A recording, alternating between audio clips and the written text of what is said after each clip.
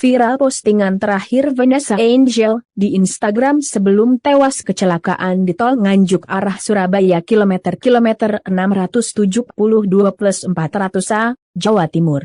Postingan tersebut dibuatnya sekira pukul 7 pagi, sekira 7 jam sebelum kecelakaan yang menewaskan ia dan suaminya, Bibi Ardiansyah.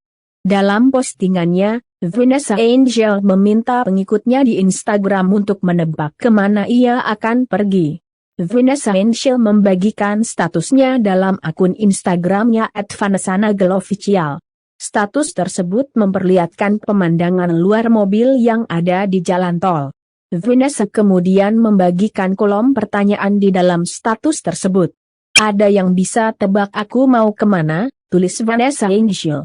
Sementara itu, kabar tewasnya Vanessa Angel dan suaminya telah dibenarkan oleh Kabid Humas Polda Jawa Timur, Kombes Pol Gatot Repli Handoko. Vanessa Angel dan Bibi mengendarai kendaraan pribadi bernomor polisi B1284 BJU. Dalam mobil tersebut berisi penumpang sebanyak 5 orang termasuk Vanessa, Bibi, dan anak semata wayangnya, Galaskay Ardiansyah.